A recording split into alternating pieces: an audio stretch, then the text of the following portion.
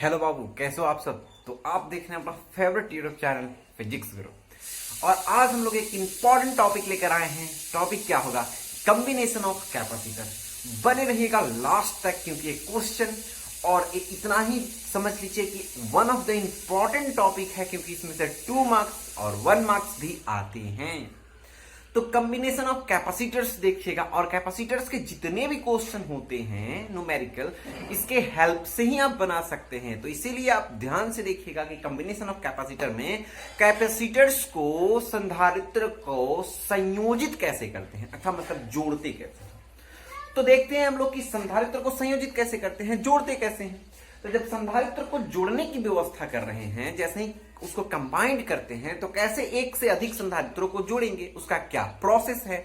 तो हम लोग संधारित्रों का संयोजन जो करते हैं 2 तरीके से कर सकते हैं। एक है सीरीज कॉम्बिनेशन ऑफ कैपेसिटर, बहुत सिंपल सी चीजें हैं, एक सीरीज में जोड़ सकते हैं। और दूसरा है पैरेलल कॉम्बिनेशन ऑफ कैपेसिटर। तो पैरेलल कॉम्बिनेशन भी हो सकता है और सीरीज कॉम्बिनेशन भी हो सकता है। तो सीरीज का मतलब है संधारित्रों का श्रेणी क्रम संयोजन, और पैरेलल का मतलब है संधारित्रों का समांतर क्रम संयोजन। तो अब ध्यान देते हैं कि संधारित्रों का श्रेणी क्रम संयोजन क्या है और समांतर क्रम संयोजन क्या है। दोनों के लिए बेसिक का चीजें इसका देखेंगे और इसका डेरिवेशन देखेंगे कैसे बनता है। बहुत आसान होगा, ज्यादा हम थ्योरी पर नहीं ध्यान देंगे, लेकिन हाँ आप ध्यान दीजिएगा कि इसका कॉम्बिनेशन जैसे ही खत्म होगा तब तक आपको याद हो जाएगा। बिल्कुल बने रहिए लास्ट तक, समझ में बिल्कुल आना ही है। तो हटा देते हैं पैरेलल कॉम्बिनेशन। पैरेलल कॉम्बिनेशन हटा देते हैं, सीरीज वाले डिस्कस कर लेते हैं, उसके बाद पैरेलल का डिस्कशन करेंगे। तो सीरीज कॉम्बिनेशन ऑफ कैपेसिटर, ध्यान से देखिए, हम इसको समझाने जा रहे हैं। तो हम क्या करते हैं, तब लिखेंगे क्या, हम 3 संधारित्र लेते हैं जिनकी धारिता C1, C2, C3 है, और उन्हें श्रेणी क्रम में संयोजित कर देते हैं। ये बात लिखना है, ठीक है। तो जैसे ही आप एक काम कीजिएगा कि आप 3 संधारित्र लीजिएगा, इसके C1 हो जाएंगे, इसके C2 हो जाएंगे, इसके C3 हो जाएंगे।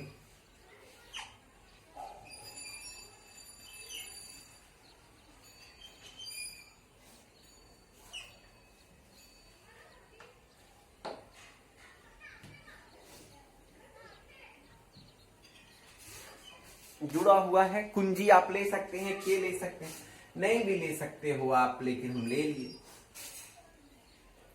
अब क्या है, तो यहां पर इसको आप सोर्स कह सकते हो, तो एक प्लस है और एक माइनस है। तो ध्यान से देखिएगा,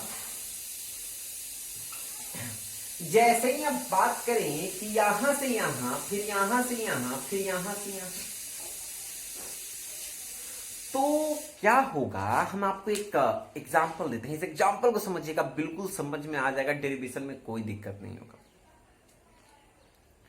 आप पानी पटाना समझते हो, अगर पानी पटा दिया जाए, तो पानी पटा दिया जाए तो क्या होगा कि पानी जाएगा, अगर एक बाल्टी पानी लिए पटा, तो वही पानी इसमें भी होगा, वही पानी इसमें भी होगा, सेम पानी, मतलब इससे जाएगा, फिर इससे जाएगा, फिर इसमें जाएगा। अच्छा, मैंने पानी बदलने वाला नहीं है।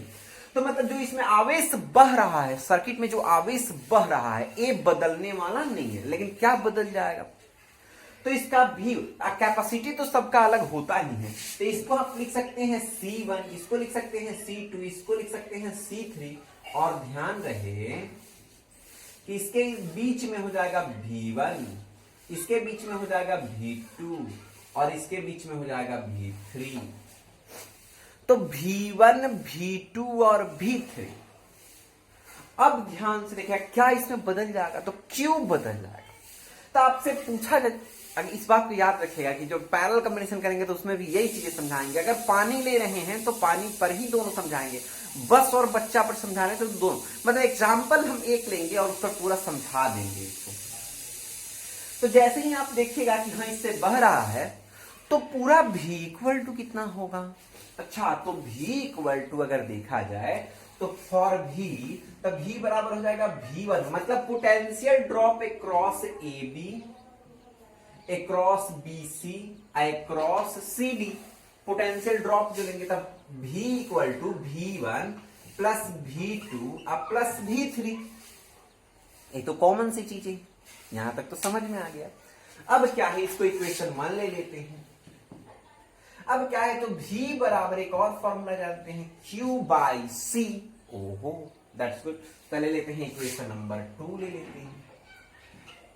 अब एक और चीज याद रखना, जब V1 बराबर पूछा जाए तो V1 किसके लिए है, C1 के लिए है, तो इसीलिए क्या लिख लेंगे, V1 बराबर, तो V1 बराबर क्या लिखेंगे, तो Q बाई C1। याद रखिएगा Q1 नहीं होगा, Q बाई C1, ठीक है।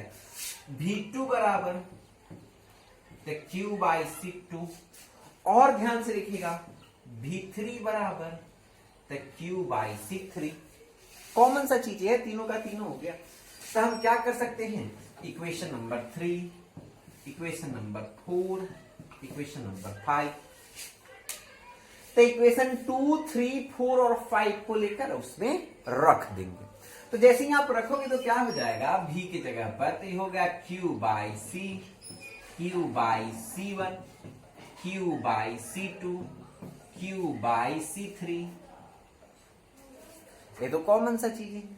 अब इसमें से क्या बाहर निकलने वाला है, तो Q बाहर निकलने वाला है, तो Q बाई C, Q बाहर निकल जाएगा, 1 by C1, 1 by C2, 1 by C3। बस फॉर्मूला हो गया। फॉर्मूला क्या हो गया, 1 by C equal to 1 by C1, 1 by C2, 1 by.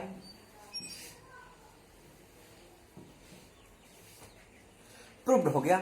अभी क्या था, तो क्या था ये, तो ये सीरीज कॉम्बिनेशन था, ठीक है। श्रेणी क्रम में जब हम लोग श्रेणी क्रम में संयोजित करते हैं तो समांतर क्रम या पार्श्व क्रम में संयोजित करेंगे तो क्या होगा। एक बात और याद रखिएगा, अगर मन करे तो एक और फॉर्मूला इसका होता है इसके साथ में, n के लिए क्या होगा, n के लिए क्या होगा, तो n के लिए तो जानते ही आप, n को कैसे बना सकते हैं, ठीक है। एक और चीजें हैं, अगर चाहो तो इसका n के लिए फॉर्मूला जो लिखेंगे तो हम लिख देते हैं, n के लिए भी क्या हो जाएगा, तो n के लिए हो जाएगा 1 by C equal to 1 by C1, 1 by C2 और डॉट डॉट 1 बाई C2। तो 1 बाई C बराबर समेशन, समेशन यूज करके I इक्वल टू कितना 1 जाएगा कहां तक, n तक, तो 1 बाई क्या हो जाएगा, CI हो जाएगा। ऐसा लिख सकते हो, n के लिए हो जाएगा। तो अगर मन करे तो 3 रहने दो, मन करे तो 2 रख लो, उससे कोई फर्क नहीं पड़ता है। 3 के लिए बना सकते हो, 2 के लिए बना सकते हो। लेकिन एक बात याद रखना, इसमें कंफ्यूजन हो जाता है कि किसमें Q बदलेगा, किसमें Q नहीं बदलेगा। तो हम ध्यान रखते हैं कि अगर पानी, एक पाइप है उसमें पानी पटा दिए, तो पाइप से पानी जा रहा है, तो जा रहा है, तो वही पानी ना इसमें भी होगा, इसमें भी होगा, इसमें भी होगा, सेम पानी, मतलब जो यहां डाले हैं वही यहां तीनों में है, ठीक है। तो इसका मतलब ए क्या था, तो ए है आपका कौन सा कॉम्बिनेशन, कौन सा है, तो इसको कहते हैं हम लोग सीरीज कॉम्बिनेशन। अब हम लोग देखने क्या जा रहे हैं, तो पैरेलल कॉम्बिनेशन। थोड़ा सा ध्यान देना, समझ में बिल्कुल आने वाला है।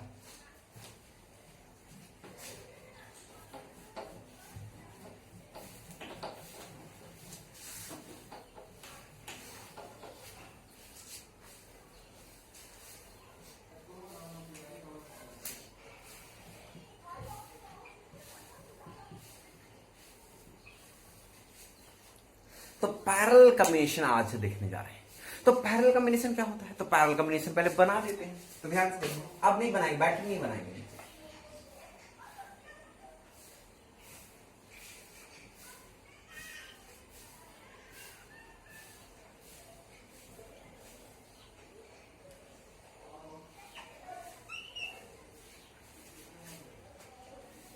ऊपर वाले में क्या हो जाएगा, C1, उसके नीचे C2, उसके नीचे C3। अब अगर ध्यान से आप देखो,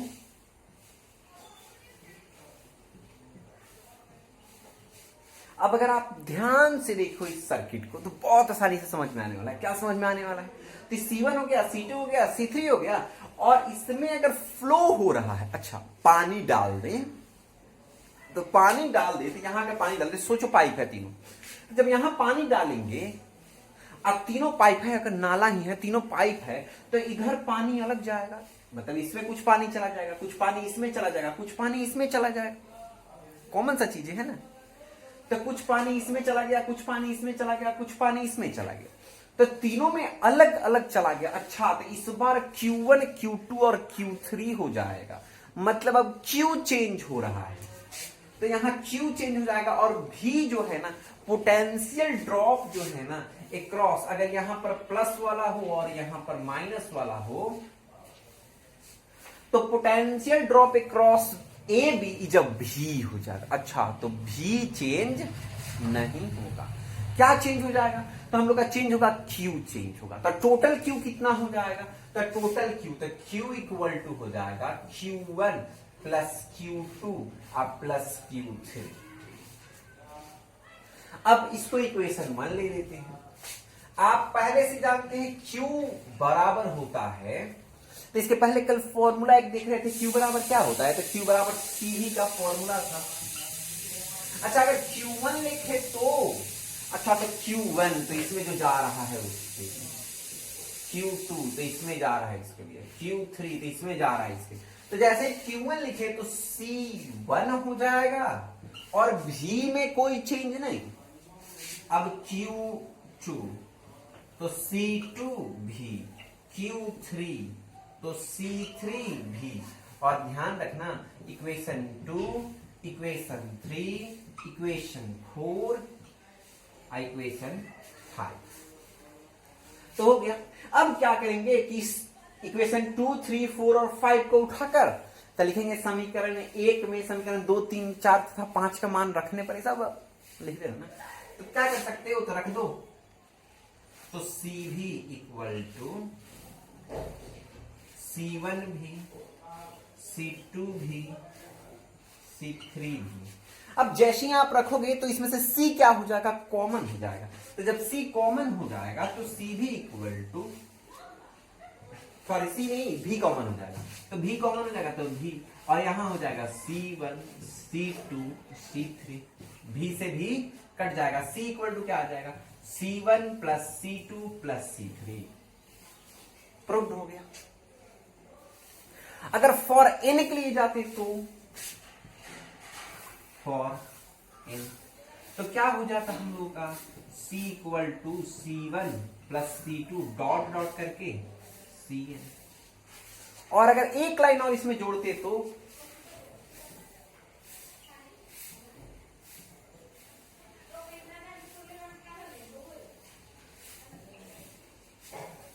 ये क्या रहा?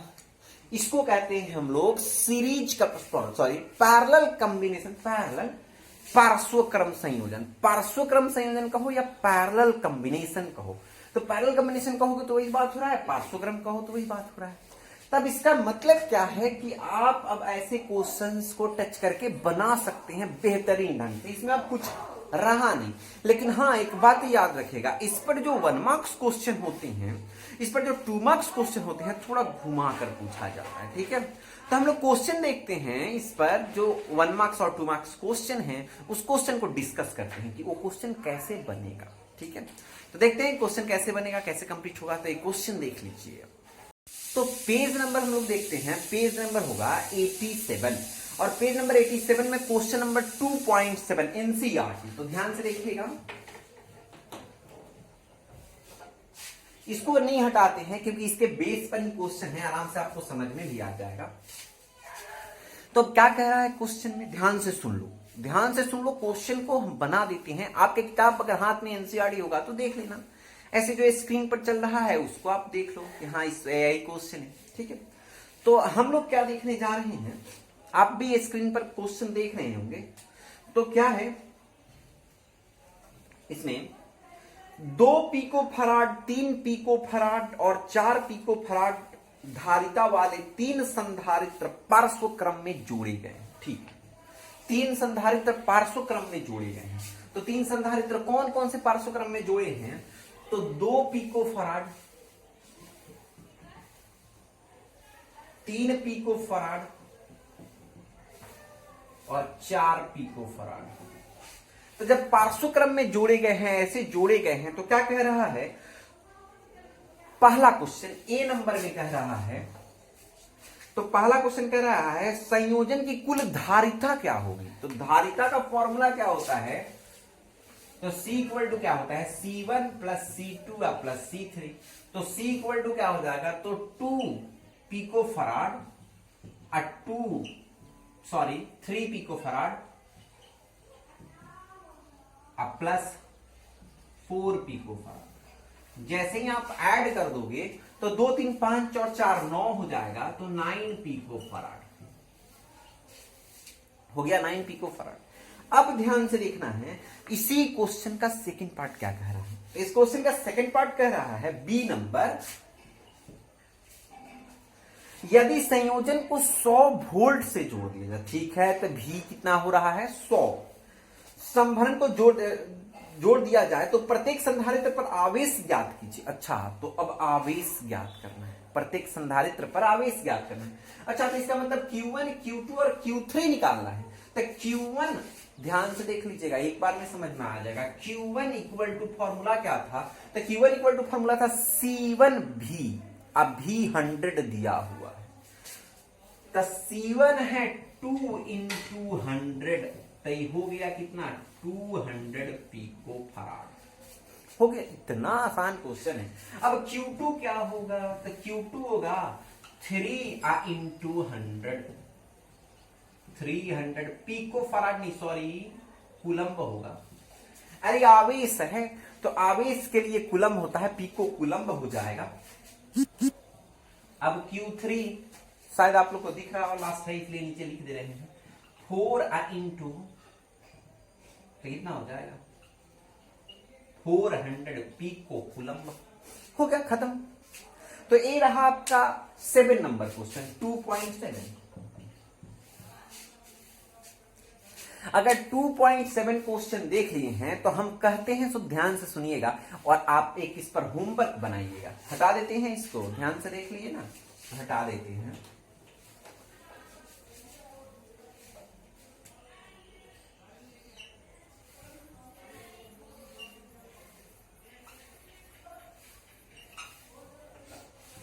$150 वोल्ट,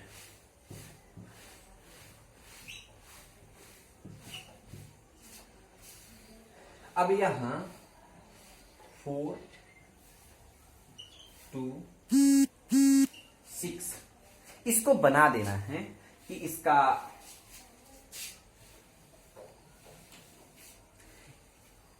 कुल धारिता कितना होगा और Q1 Q2 Q3 बराबर क्या होगा। ठीक है, तो मतलब यहां फाइंड क्या करना है, फर्स्ट में टोटल आपका C फाइंड कर लेना है, और दूसरा जो क्वेश्चन इसी का सेकंड जो पार्ट है वो बताना है आपको कि हाँ इसका भी टोटल Q1 Q2 और Q3 कितना होगा। सेकंड क्वेश्चन देखते हैं इसी बुक का सेकंड क्वेश्चन नहीं कहिए, उसको फर्स्ट क्वेश्चन कहिए, लेकिन हम सेकंड में बता रहे हैं।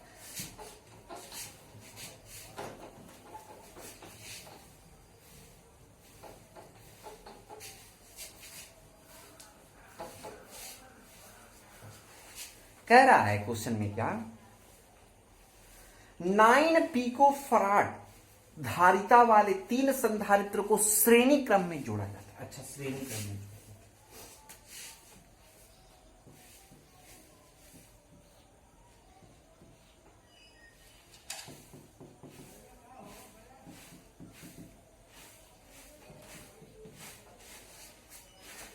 श्रेणी क्रम में जोड़ा जाता है।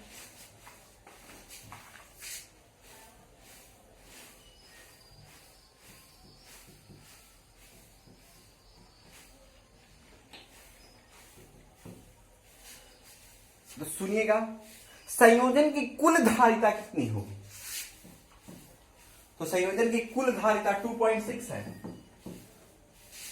तो C इक्वल टू नहीं लिखकर हम लिखते हैं 1/C इक्वल टू, तो 1/C1 1/C2 1/C3, तो 1/C इक्वल टू हो जाएगा 1/9 1/9 1/9, तो 1/C इक्वल टू हो जाएगा 9 3, तो 3, तो C इक्वल टू हो जाएगा 3 पिको फराड। तो ये हो गया 3 पिको फराड। अच्छा, बी नंबर क्वेश्चन क्या कह रहा है, अब कह रहा है बी नंबर इसी क्वेश्चन में कि 120 वोल्ट से जोड़ दिया जाता है, ठीक है, 120 वोल्ट संभरण से जोड़ दिया जाता है, प्रत्येक संधारित्र पर विभवांतर क्या होगा? तब विभवांतर बता देना है कि V1 कितना होगा, V2 कितना होगा और V3 कितना होगा। तो V इक्वल टू कितना होता है, आप लोगों को शायद पता हो, V इक्वल टू होता था Q bye C1, Q bye C2 और Q बाय C3। अगर हम ये कह ले Q बाहर हो जाए तो ये पूरा टोटल निकल कर कितना आया है? आप कैसे आ गया 1? अरे तो यही ना लिखा है 1 बाई सी बराबर 1/3, तो 1 बाई, तो तीनों को जब जोड़ देंगे तो इतना ही आ जाएगा। अब आप V इक्वल टू दिया हुआ है ना 100 नहीं दिया हुआ है, 120 दिया हुआ है, तो 120 दिया हुआ है और Q इंटू कितना है 1/3। क्रॉस मल्टीप्लीकेशन कर लेंगे, तो क्रॉस मल्टीप्लीकेशन करेंगे तो Q इक्वल टू कितना हो जाएगा, और ए जैसे ही तो पिको कूलम्ब हो जाएगा। अब आपसे पूछा जाए कि V1, V2 और V3 कितना होगा, तो यही ना पूछ रहा है आपके क्वेश्चन में, तो आपके क्वेश्चन में पूछ रहा है प्रत्येक का विभवांतर कितना होगा। तो V1 के लिए किधर बना दें, तो V1 बराबर क्या हो जाएगा, दिख रहा है ना, नहीं दिख रहा है क्या? अच्छा इसको हटा दे, ऊपर में बना देते हैं।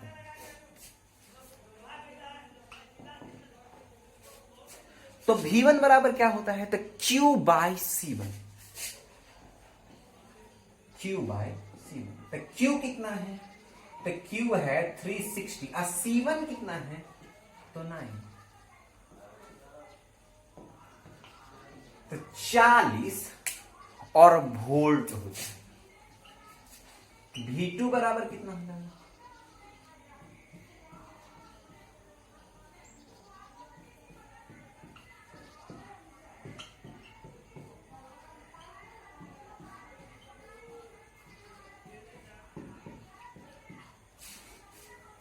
हो गया तीनों का फॉर्मूला का आंसर हो गया। अब आप लोगों को इसके बेस पर भी एक क्वेश्चन बनाना है, याद रखिएगा एक इसका बात है कि तीनों जोड़कर 120 होना चाहिए, ठीक है। तो आप लोगों को इस पर भी एक क्वेश्चन बनाना है, ध्यान से देख लीजिएगा।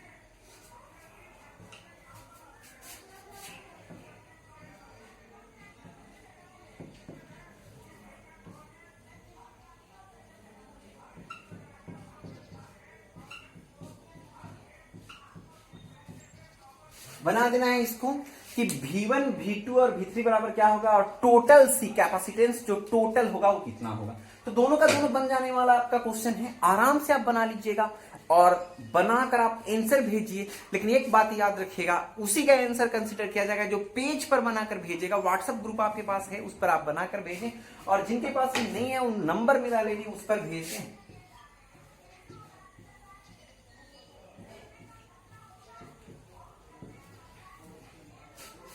ठीक है, तो मिलते हैं नेक्स्ट वीडियो में, तब तक के लिए bye bye, stay tune physics गुरु।